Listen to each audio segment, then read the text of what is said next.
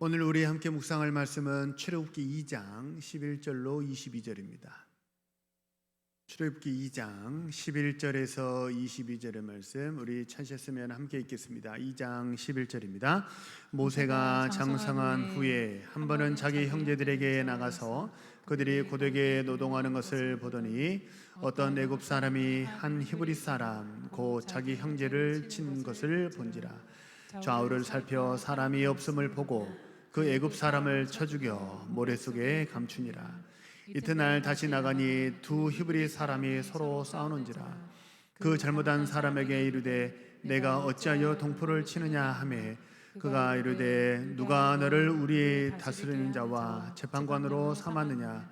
내가 애굽 사람을 죽인 것처럼 나도 죽이려느냐. 모세가 두려워하여 이르되 일이 탈로 되었도다. 바로가 이 일을 듣고 모세를 죽이고자 하여 찾는지라. 모세가 바로의 낯을 피하여 미디안 땅에 머물며 하루는 우물 곁에 앉았더라.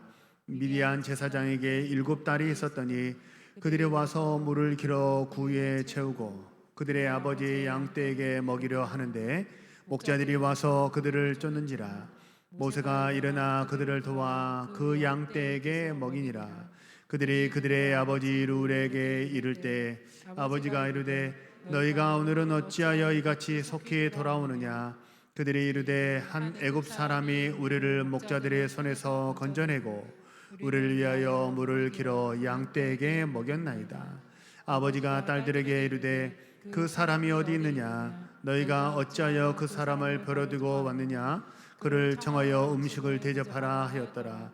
모세가 그와 동거하기를 기뻐하며 그가 그의 딸 시보라를 모세에게 주었더니 그가 아들을 낳으매 모세가 그 이름을 게르솜이라 하여 이르되 내가 타국에서 나그네가 되었음이라 하였더라. 아멘. 할렐루야. 우리 한번 앞뒤 좌우서 서로 인사하시죠. 하나님 당신을 사랑하십니다. 한번 고백하겠습니다. 나는 복받은 사람입니다. 하나님의 은혜가 늘 우리와 함께하는 줄로 믿습니다. 오늘은 미숙한 모세를 일으킨 두 개의 숨구멍이라는 제목으로 말씀을 전하겠습니다. 어떤 아이가 어려서부터 영어, 수학, 미술, 체육 이런 다방면에서 아주 탁월한 재능을 만약에 보였다고 한다면 그러면 우리는 보통 그 아이를 뭐라고 부르냐면 영재라고 부르고 이 아이가 장차 어찌 될고 참 커서 훌륭한 아이가 될 거라 우리는 그렇게 기대하곤 합니다. 그런데 과연 정말 그렇게 되었는가? 독일의 아르네 퀼리라는 연구팀이 올림픽 금메달리스트 그리고 노벨상 수상자, 세계적인 음악가, 체스 우승자 이런 사람들 각 분야의 아주 최고 인재들의 34,839명의 어린 시절부터 장성한 시절까지 과연 이들이 어려서도 영재였고 청소년기에도 정말 탁월한 아이였고 그래서 오늘에 이르러서 이렇게 챔피언이 되고 금메달리스트가 되고 세계적으로 알아주는 그런 사람이 되었느냐, 이거를 추적 연구 조사해 보았어요. 어떻게 됐을까요? 예상대로 어려서부터 영재였던 사람들이 다 커서도 그렇게 각 분야에서 두각을 나타냈을까요? 그렇지 않았다고 그래요.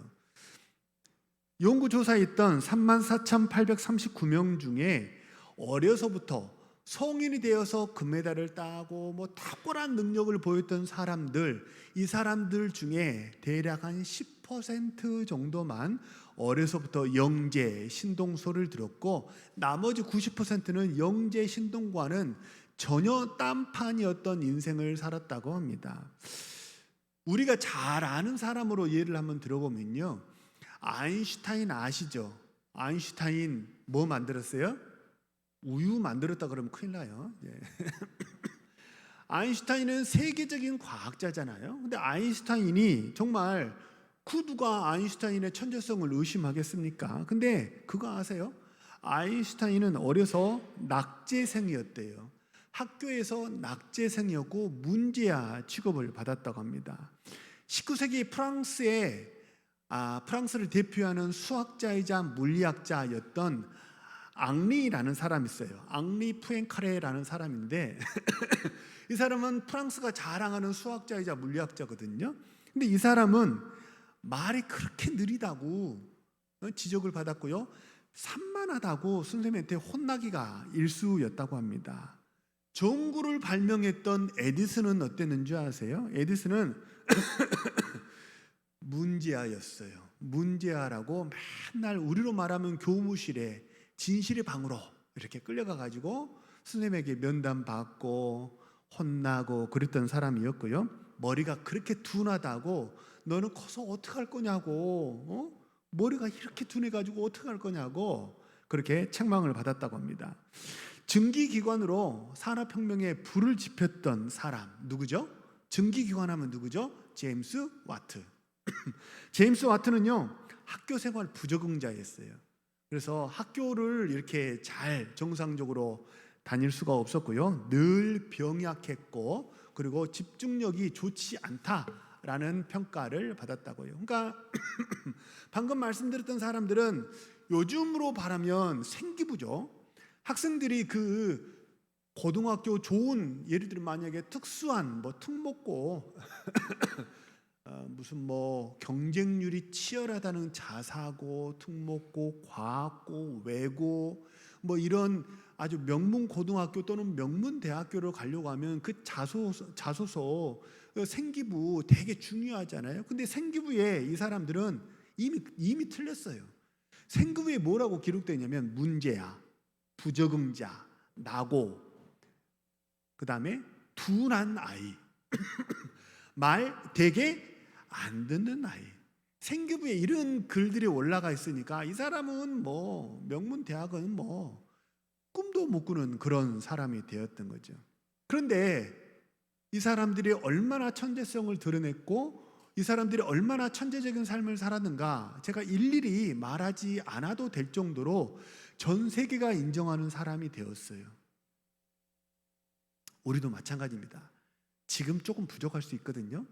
지금 조금 연약할 수 있거든요. 하지만 지금 조금 부족하더라도, 나도 부족하고 우리 자녀가 지금 조금 부족해 보이더라도 괜찮습니다. 하나님 아버지께서 나를 만져주시고 우리 아이를 만져주시면 그 마음속에 성령의 영감이 들어가고 하나님의 꿈과 비전이 들어가서 그래서 새로운 인물로 완전히 180도 다른 인물로 변화되고 하나님의 영광을 드러내는 일꾼이 될 수 있을 줄로 믿으시기를 바랍니다. 오늘 본문의 모세도 마찬가지입니다. 우리가 흔히 아는 결과론적인 모세는 어떤 사람이었냐면, 이스라엘 백성들이 우상을 섬길 때 하나님이 이스라엘 백성들을 내가 다 쓸어버리고 그리고 내가 너를 통해서 새로운 민족을 일으키겠다라고 얘기하셨을 때, 아유 하나님 그러면 안 돼요. 차라리 나를 내 이름을 생명책에서 지워버릴지언정 우리 백성들은 하나님 죽이시면 안 돼요. 하나님 꼭 좀 살려주세요. 차라리 나를 죽이더라도 이 사람들을 꼭 좀 살려주세요 라고 말했던 민족의 아버지였습니다.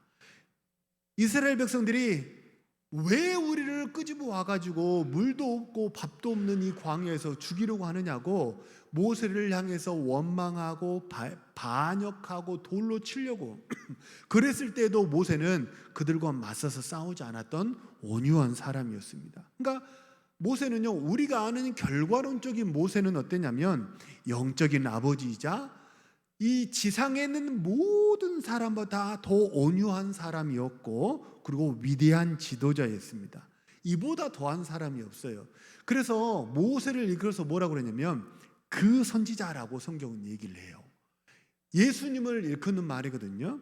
예수님을 모세와 같은 선지자다라고 말할 정도로 예수님을 메시아 예수 그리스도와 비견할 정도로 그의 지도력이 탁월하고 온유하고 백성들을 사랑하는 민족의 아버지였다는 거예요. 그게 결과론적인 모세입니다. 그런데 결과론적으로 죽을 때의 모세는 그런 모습이었는데 젊었을 때도 그랬을까요? 젊었을 때 모세도 민족의 아버지였고 막 온유한 사람이었고 막 기도의 사람이었고 젊어서 그랬을까요? 아닙니다. 젊어서는 180도 딴판이었습니다. 오늘 본문의 모세는 어땠냐면 젊었을 때 이야기인데요. 젊었을 때 모세는 사람을 때려 죽였어요. 그 사람 때려서 죽이는 거예요. 쉽지 않습니다. 그 사람을 죽인다는 거예요. 그게 내 목숨을 내 스스로 끊는다는 것도 그 참 어려운 일이에요. 그게 잘 되지 않아요. 생존 본능이 있기 때문에 그래요. 피를 혐오하는 마음이 우리에게 있기 때문에 사람을 때려 죽이는 것도 쉽지 않고 그래요. 죽음이라는 게 사실 쉽지 않은 거예요. 근데 모세는 사람을 때려 죽였어요. 왜요?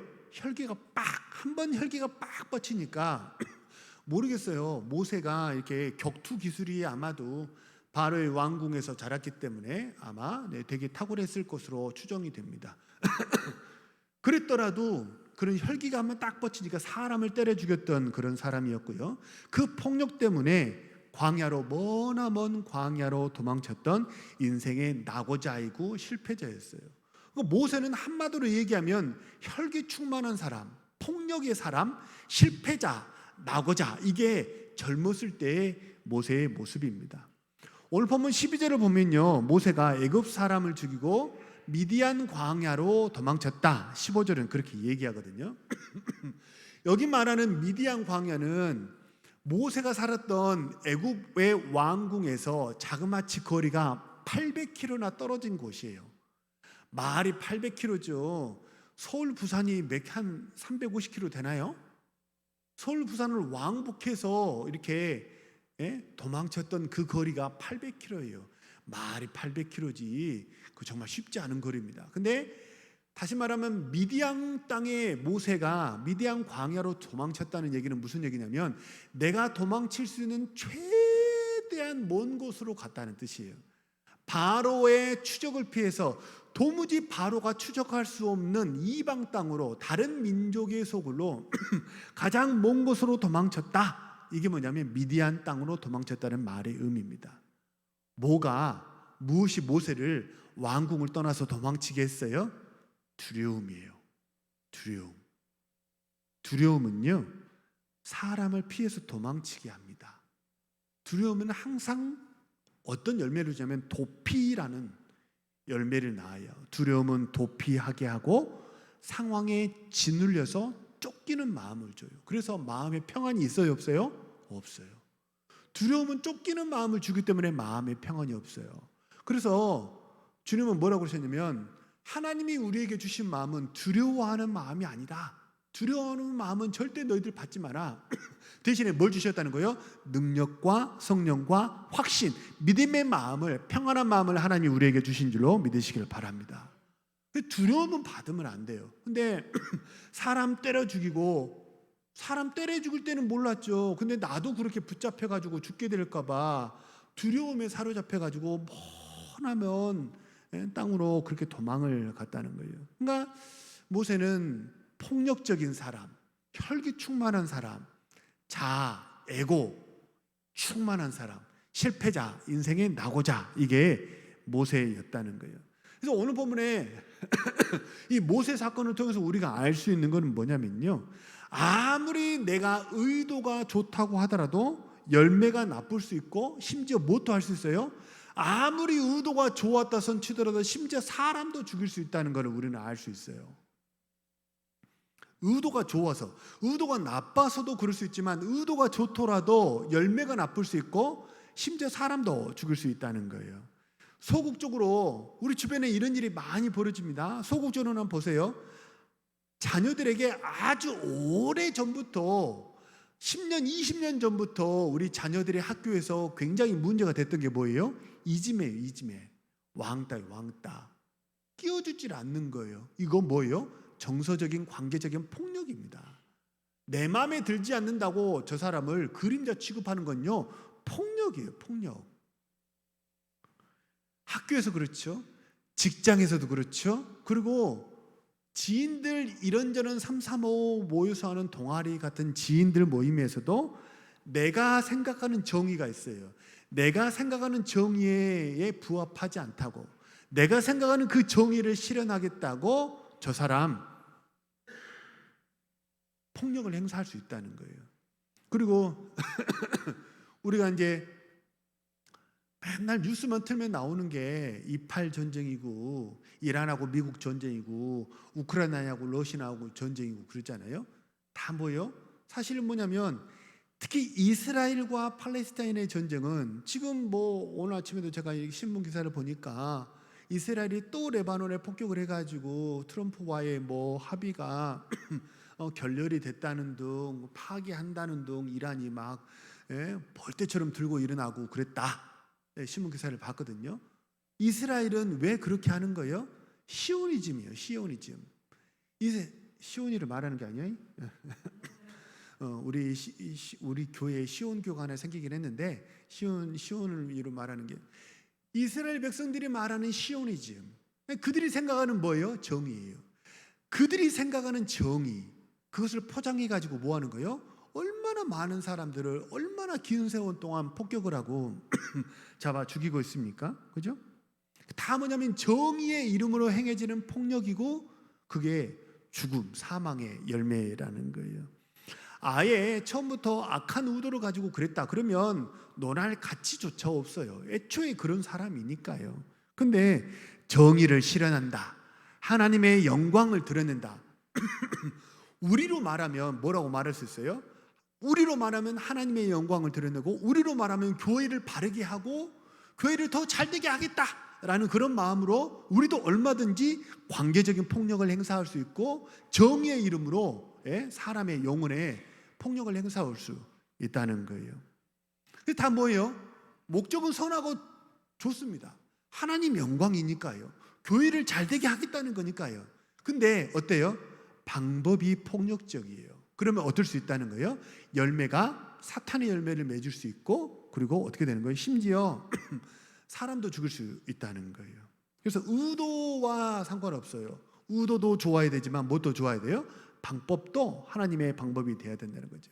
그래서 주님은 목적도 좋아야 하지만 방법도 좋아야 된다, 그런 의미로 뭐라고 얘기하셨냐면 비둘기처럼 뭐하고? 순결하고, 뱀처럼 뭐하라? 지혜로워하라. 비둘기처럼 순결하라는 것은 뭐예요? 목적이 좋아야 된다는 거예요. 근데 목적이 비둘기처럼 순결해 가지고만은 성령의 열매를 맺을 수가 없어요. 뭣도 있어야 돼요? 뱀처럼 지혜로워야 돼요. 뱀처럼 지혜로우라는 얘기는 간교하다 그런 뜻이 아니에요. 방법도 아주 지혜로워야 된다는 거예요. 사실 목적이 악한 목적을 이루려고 하면요, 방법은 사실 많습니다. 사람 때려서도 돈 뺏을 수 있고요, 사기쳐서 돈 뺏을 수도 있고요, 거짓말 해가지고 세금 탈세할 수도 있어요. 그러니까 목적 자체가 악하다고 하면 방법은 쉽습니다. 근데 목적이 선하잖아요. 그러면 방법이 참 어려워요. 목적이 선하기 때문에 그래요. 아무 방법이나 쓴다고 그 목적을 이룰 수가 없기 때문에 그래요. 그래서 우리 사랑하는 모든 동원의 성도님들, 비둘기처럼 순결하고 뱀처럼 지혜로운 그런 복된 삶을 살아가시는, 그래서 가정을 바르게 세우고 교회를 바르게 세우시는 우리 사랑하는 주의 백성들 모두 되시길 소망하고 축복합니다. 아멘입니까?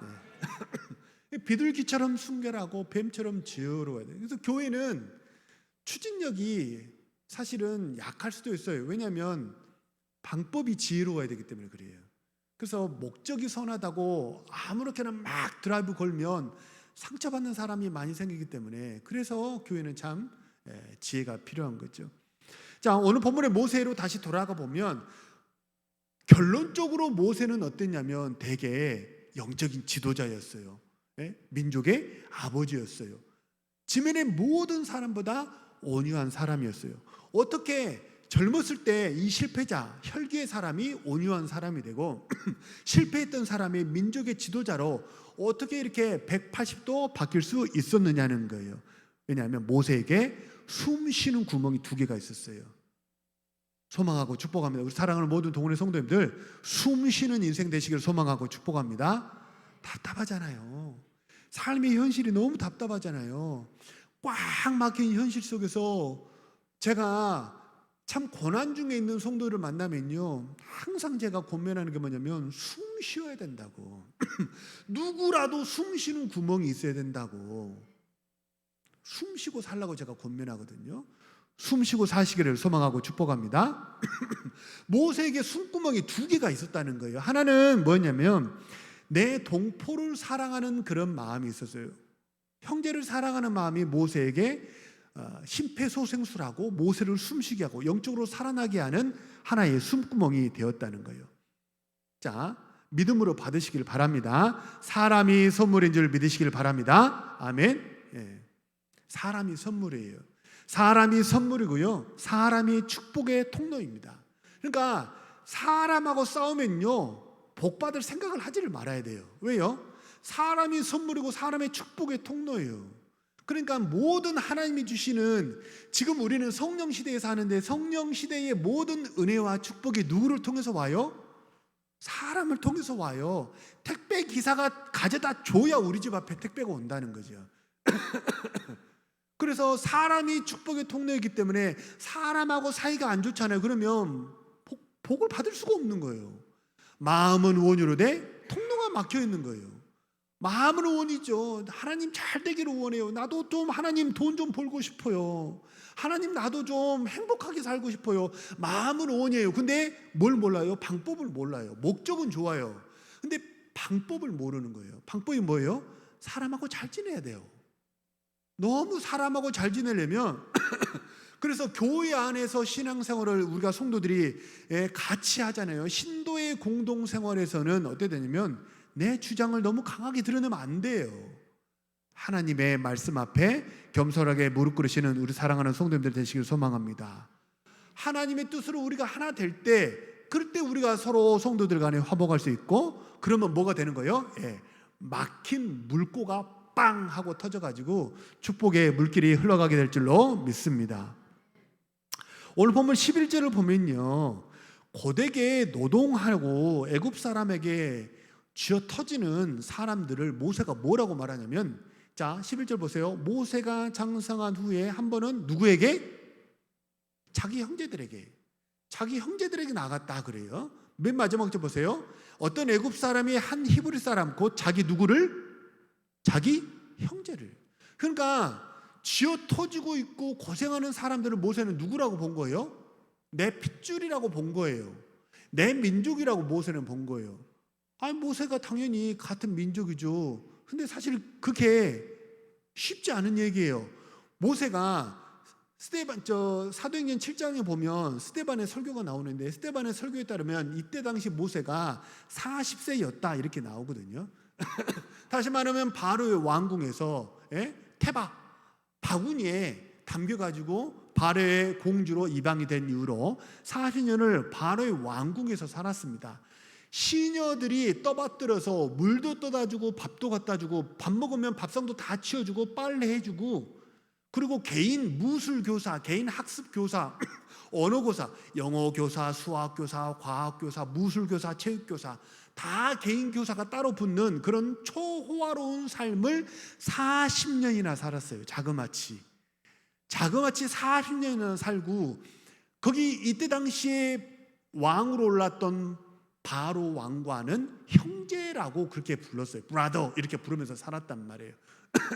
그리고 아버지, 선 왕을 뭐라고 하면 아버지라고 부르면서 살았어요. 그렇게 40년이나 신하들이 떠받들고 시녀들이 떠받들고 브라더, 시스터 이렇게 하면서 살았던 그 모세가, 그러면 뭐라고 말해야 되냐면 바로 왕 일가를 내 민족이라고, 내 형제라고 말해야 맞죠. 그래야 맞죠. 40년을 히브리 민족하고는 완전히 분리된 삶을 살았거든요. 애굽은 상위 98%와 하위 2%가 상위 2%와 하위 98%가 완전히 구별된 그런 삶을 살았기 때문에 그렇습니다. 그런데 모세는 뭐라고 하냐면 노예 생활하는 히브리 민족, 저 천민들을, 히브리라는 말은 천민, 하층민이라는 뜻이라고 그랬잖아요. 그러니까 저 하층민을 뭐라고 부르는 거예요? 내 동포라고, 내 형제라고.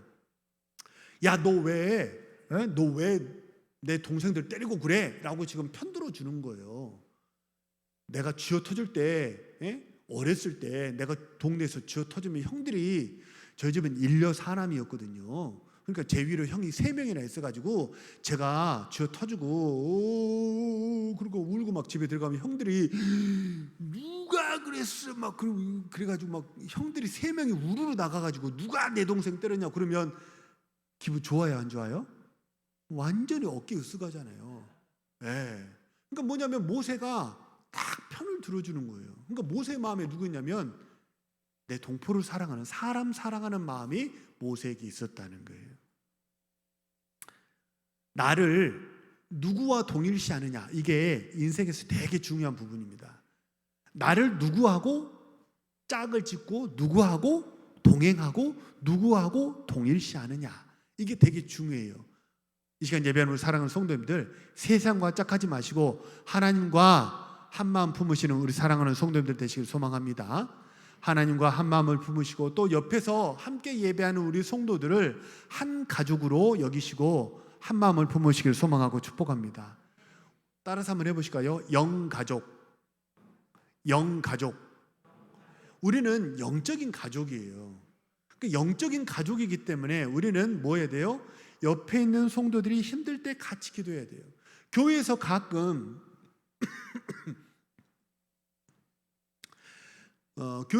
교우 소식으로 환우들의 소식을 이렇게 알려드리거든요.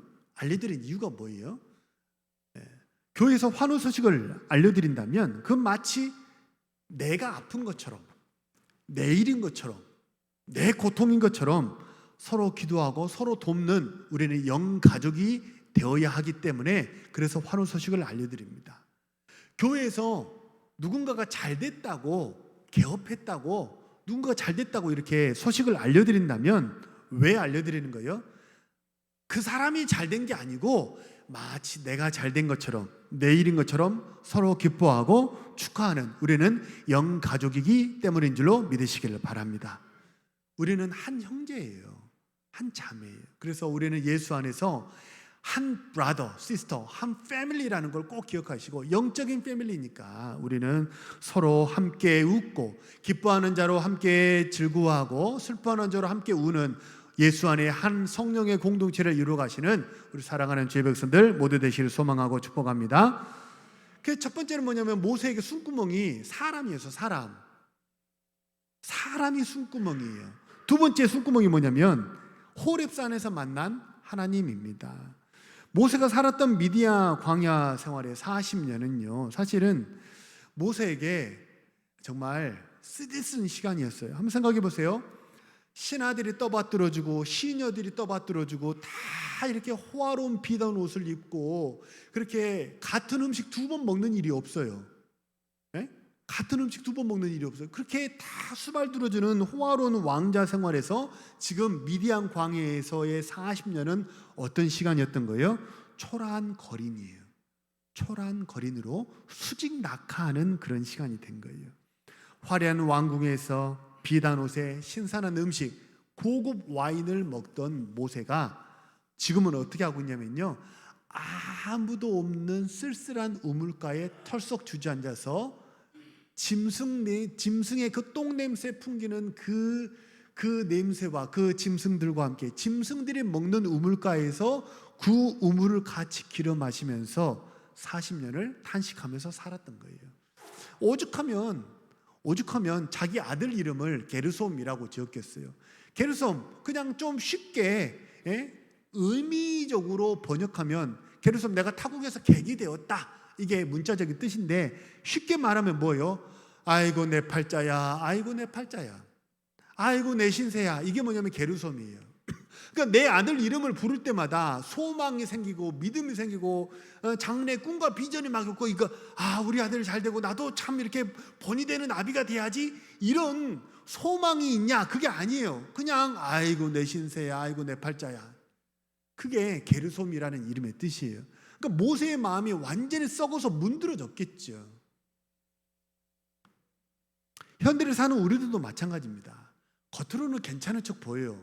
겉으로는 양복도 입고 깨끗하게 면도도 하고 그리고 다 이렇게 괜찮은 것처럼 보이지만 우리 마음속에 뭐가 있냐면 실수로 인한 수치심이 있고 내가 이것밖에 안 되나? 그런 자책감도 우리 마음속에 많다는 거예요. 내가 내 인생 나 열심히 살았는데 나 이것밖에 안 되나? 내 마음에 자책이 드는 거죠. 하지만 바라고 소망합니다. 우리 사랑하는 성도님들, 자책의 함정에 빠지지 마시기를 바랍니다. 자책의 함정에 빠지지 마시고 죄책감의 함정에 빠지지 마시기를 소망하고 축복합니다. 고난의 때에 절대 하지 말아야 될 거 제가 2개 말씀드렸죠. 첫 번째는 뭐예요? 이유를 캐묻지 말아라. 이유가 그렇게 쉽게 나오지 않아요. 그러니까 원인 분석에 에너지를 쏟지 말라는 거예요. 두 번째는 뭐예요? 미움, 다툼, 시기, 원망, 4대 죄악 빠지지 말아라. 원인 캐묻지 말고 미움, 다툼, 시기, 원망 이거 캐묻지 말라는 거예요. 왜요? 거기 쏟을 에너지 아무리 쏟아봐야 현실 세계가 나아지는 것이 있어요, 없어요? 없어요. 마음에 기쁨이 생겨요? 생기지 않아요. 출구가 보여요? 출구가 보이지 않아요.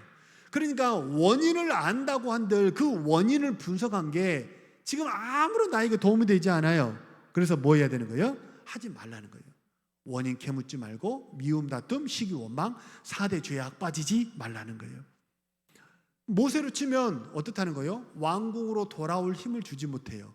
다시 일어설 힘도 주지 못해요. 근데 모세가 다시 일어설 수 있는 힘을, 모세가 다시 꿈과 비전을 회복하는 힘을 얻었던 곳이 어디입니까? 하나님의 산 호렙이에요.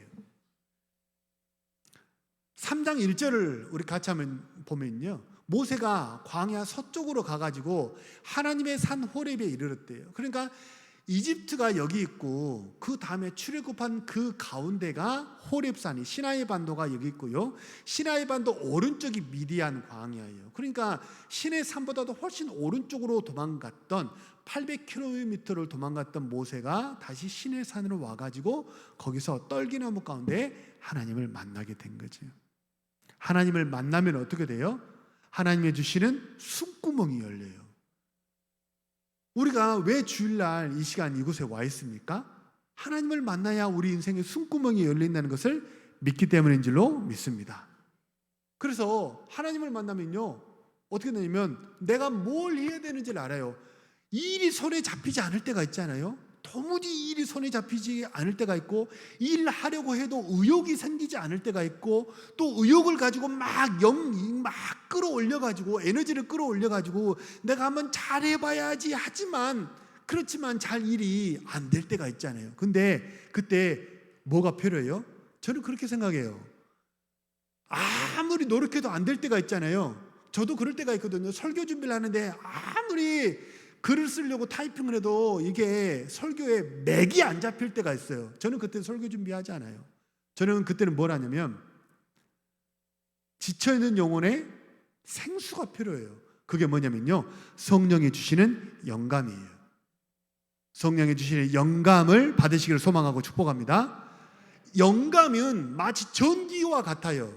쓰러져 있는 사람에게 빵 하고 전기로 심폐소생하는 것과 같아요. 그래서 영감을 받잖아요. 갑자기 그렇게 설교 준비가 안 되는데요, 영감을 받으면 스토리가 쫙 이렇게 보이는 거예요. 오늘 본문의 구조가 쫙 보여요. 어떻게 설교를 해야 되겠구나, 어떻게 말씀을 전해야 되겠구나, 이 말씀에서 하나님이 우리 동원의 성도들에게 주시는 메시지가 어떤 거구나, 이게 구조가 보이고 내용이 보이고 진이 보이는 거예요. 하나도 손에 일이 잡히지 않을 때가 있어요. 그때 뭐가 필요해요? 영감이 필요해요.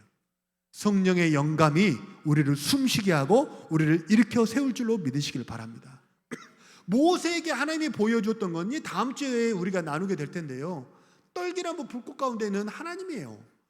나무에 불이 붙었으면 나무가 불에 타야 되는데 나무에 불이 붙었는데 떨기나무는요, 사실 떨기나무는 모세 그 불이 붙어가지고 유명해졌지 아무짝에도 쓸모없는 나무예요. 땔감으로 쓰자니 땔감으로도 못 쓰고요, 그거를 나무 목재로, 건축 목재로 쓰자니 너무 얇아서 건축 목재로 쓰지 못하는 거예요. 그러니까 건축 목재로도 땔감으로도 잘 타지 않거든요. 그러니까 아무짝에도 쓸모없는 게 떨기나무예요. 거기 불이 붙어 타지 않는 거예요. 그게 뭐예요? 모세에 쭉 쳐져 있던 그냥 희만이 눈동자에 초점이 흐려져 있던 모세가 그걸 보고 어떻게 된 거예요? 초점이 딱 맞는 거예요. 초점이 맞고 어깨가 눈이 땡그레지면서 어깨가 올라오고 이게 무슨 일이지? 네 발에 신을 벗어라. 내가 너에게 사명을 주겠다. 동포를 이끌고 나와라. 내가 뭘 해야 될지, 지금 내가 뭘 해야 되고, 내가 어디로 가야 되고, 내가 왜 살아야 되는지 그 이유를 알려주는 게 어디예요? 세상은 알려주지 못해요. 성령의 영감이 우리를 일으켜 세우는 줄로 믿으시기를 바랍니다. 사도행전 7장에 스데반의 설교에 따르면 모세가 광야로 도망갔거든요. 근데 이 광야가 뭐예요? 사도행전 7장에 보면 스데반은 이 광야를 뭐라고 해석을 했냐면 교회라고 해석을 했어요. 교회요, 교회. 광야에서 하나님을 만났어요. 광야에서 떨기나무 불이 붙은 걸 봤거든요. 그러면 이거를 신약 시대로 스데반의 설교에 따르면 어디서 하나님 만나야 되는 거예요? 오늘 예배하는 이 시간 우리 사랑하는 성도들 하나님을 만나시기를 소망하고 축복합니다. 예배에 사활을 걸어야 돼요. 예배에서 영감을 받지 못하잖아요. 한 주간은 살 힘이 없어요. 예배에서 하나님 만나셔야 돼요. 교회에서 하나님 만나셔요. 찬양으로 심령의 시온애들하고 화정 열리고 은혜를 받고 말씀을 붙잡고, 그래서 이번 한 주간도 나를 도우시고 나를 심폐소생하시는 그 하나님의 성령의 영감과 은혜와 능력을 힘입어서 이번 한 주간도 하나님의 사명 잘 감당하는 신실한 주의 백성들 모두 되시길 소망하고 축복합니다. 우리 주신 말씀을 놓고 한번 해보시면서 통성으로 기도합니다.